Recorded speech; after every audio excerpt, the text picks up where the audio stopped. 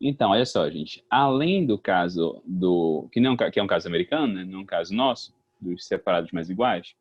Um outro caso muito significativo para a discussão sobre igualdade é o caso das cotas na educação, no caso do Brasil, né? Esse foi um caso que foi muito polêmico por muito tempo.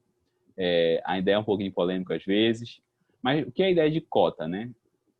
A cota é uma reserva de vagas para grupos minoritários. Minoritários não no número de quantidade, né? Mas minoritários porque eles têm pouca participação naquela instituição. Então, a educação é o caso, né? Então, eles têm pouca participação ali no acesso a um serviço que é um serviço fundamental, e, portanto, eu vou fazer essa reserva de vagas para garantir uma maior diversidade naquele ambiente. Tem vários critérios. Dois critérios são principais no Brasil, que é o critério racial e o critério socioeconômico. As cotas raciais, bora lá começar por essas, né? Bem, o primeiro grande dilema que o Supremo enfrentou ao discutir as cotas raciais não existe raça. Não existe raça. Biologicamente, raça é um conceito inexistente, porque todos nós pertencemos a uma mesma raça, que é a raça humana, biologicamente falando. E aí foi o que o Supremo compreendeu. Ele disse, não, ok, biologicamente não existe raça, mas socialmente existe. Porque raça não é um conceito biológico. A raça é uma construção social em que as pessoas agrupam um certo conjunto de pessoas em função de um critério que é um critério socialmente estipulado, que pode ser um critério genotípico, fenotípico ou cultural. Por exemplo, a discussão quando o Supremo fixou isso era sobre os judeus. Judeus são uma raça? Ou judeus são uma religião? O senhor disse, não, judeus são uma raça. A religião é um aspecto dessa raça. Mas os judeus, eles sofrem como raça, como um povo que passou por um processo de racialização. Embora, de novo, biologicamente, geneticamente, eles sejam, de novo, parte da raça humana da qual nós participamos. Bem, o critério... Vocês sabem, alguém lembra ainda de biologia do ensino médio, a diferença entre genotípico e fenotípico? O que é um critério genotípico e o que é um critério fenotípico? Ninguém lembra mais?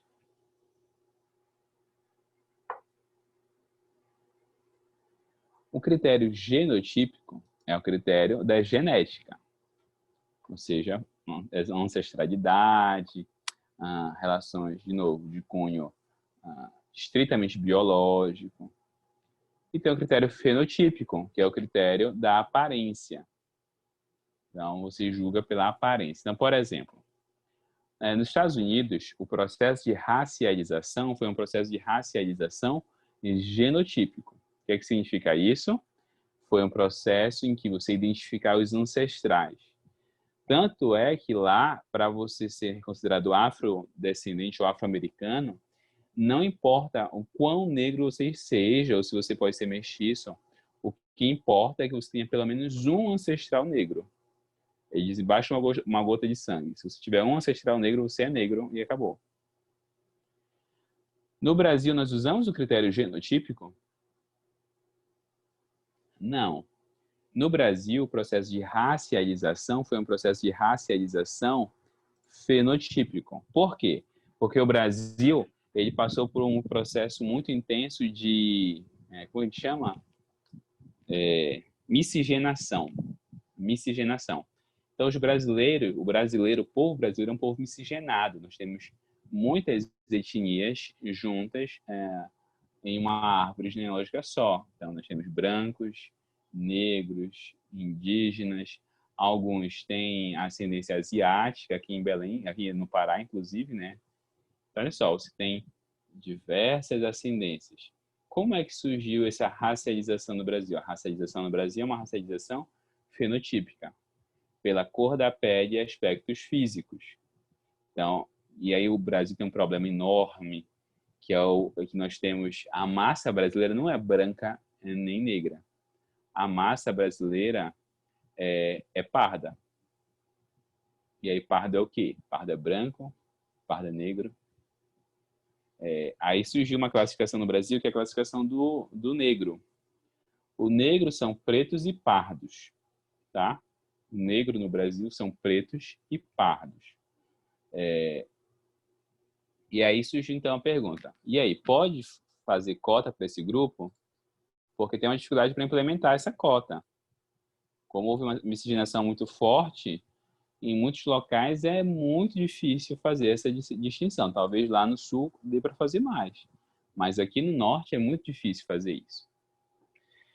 Bem, quais foram os argumentos que o Supremo considerou para julgar isso, que nós consideramos principalmente? Existe um primeiro, que eu considero muito fraco, que é o argumento da compensação histórica. Esse argumento vai dizer que as cotas seriam uma compensação de um processo histórico de exclusão de pretos e pardos, principalmente causado pela escravidão. Só que, gente, é impossível você fazer essa compensação histórica, porque é impossível você definir claramente quem sofreu e quem se beneficiou. Então, você pode ter, de repente, uma pessoa que foi prejudicada lá atrás e que, por algum motivo, hoje está em uma posição melhor, e uma pessoa que foi beneficiada lá atrás e hoje está em uma posição pior. Então, é muito difícil você fazer essa identificação clara de quem foi beneficiado e quem foi prejudicado. O argumento mais forte, a meu ver, é o segundo, que vai dizer o seguinte, é que existe uma desproporção no acesso ao ensino superior. Existe uma assimetria no ensino superior em relação ao ensino básico. Então, a população brasileira no ensino básico, vamos supor que seja uns 70% de pretos e pardos. Quando você chegava no ensino superior público, você tinha 10%, 20% de pretos e pardos. Então, o que aconteceu? Por que eles não acessam o ensino superior? Então, está havendo uma desproporção aí, que culminou na decisão do STF, no DPF 186, segundo a qual esse sistema é, sim, constitucional. Quais foram, no entanto, as observações que são feitas e que devem ser relembradas? Cotas são transitórias ou temporárias, ou seja, elas têm que ser planejadas para acabar um dia. Por quê? Porque se elas forem mantidas por muito tempo, elas deixam de ser um tipo de compensação ou um tipo de correção de desproporção e passam a ser um privilégio. Porque se a ideia é reequilibrar essa balança, que estava desequilibrada, se você mantiver essa corda por muito tempo, em breve você vai desequilibrar a balança de novo. Tá bom? Por isso, né, então, a razão disso, elas devem ser analisadas permanentemente para avaliar quando elas devem ser encerradas. Ok?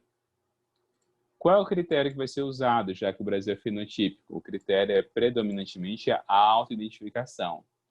Porém, é possível uma avaliação externa? Sim, gente, é possível. Professor, tribunal racial, bem, tem que ver quais são os critérios, mas sim, é possível uma avaliação externa. Ah, professor, eu me sinto negro. Não, não existe isso não, tá? É um critério fenotípico. Últimas cotas, gente, cotas socioeconômicas, que são as cotas para escolas públicas. Qual é o objetivo dela? Criar meios para que as pessoas de baixa renda, que cursam ensino público, né, possam ter acesso ao ensino superior, conforme de reverter esse quadro de discriminação. Porque o que é que se alegava também? O Brasil não discrimina pretos e pardos. O Brasil discrimina pobre, independente da cor dele. O Brasil é um país altamente discriminatório com pobres. Então, um negro rico vai ter poucas dificuldades de discriminação no Brasil, segundo se alega. Agora, um branco pobre ele vai sentir muitas dificuldades em razão da sua condição. Bem, o Supremo não entrou muito nessa discussão e analisou apenas se cabia ou não. Quais foram os problemas identificados? Que existem escolas públicas de alta performance. Ou seja, existem escolas públicas que, mesmo sendo públicas, têm excelentes resultados. Exemplo aqui, né? Desde que eu faço vestibular, o dilema é o mesmo. O Rego Barros, que ocupava todas as vagas de medicina e direito nas públicas, né? UEPA e federal. Então, você via lá, abria as cotas, cotista de medicina UFPA, cotista de medicina UEPA, Rego Barros. Rego Barros. E aí isso é um problema, porque você, de novo, você está criando, corrigindo uma desproporção ou criando um privilégio? O que você está fazendo com as cotas? E o segundo dilema exatamente, criando privilégio. O segundo dilema é que, na verdade, essas cotas, elas estão simplesmente ajudando o governo a empurrar com a barriga o problema da educação pública. O governo, por meio dessas cotas, ele só empurra para frente esse problema. Ah, não, deixa, o menino vai entrar mesmo para a faculdade, deixa ir para a faculdade. Quando a educação pública básica está caindo aos pedaços. Bem, o Supremo aqui foi por maioria, tá? Não houve unanimidade, não. Por maioria, o Supremo considerou que essas cotas são constitucionais, considerando essa desproporção, tá bom? Mas aqui não foi tão pacífica a decisão, não. Foi bastante controvertida por causa, principalmente, desse primeiro ponto, tá bom? Esse privilégio que foi causado a algumas escolas que são públicas e não são públicas, né? Porque elas são públicas porque são gratuitas, mas se você quiser lá, não, quero matricular meu filho aqui, ela não vai deixar. Ok? Bem, gente, essas eram as minhas considerações. Alguma dúvida até aqui?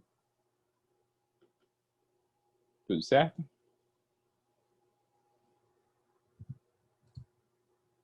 Perfeito, gente.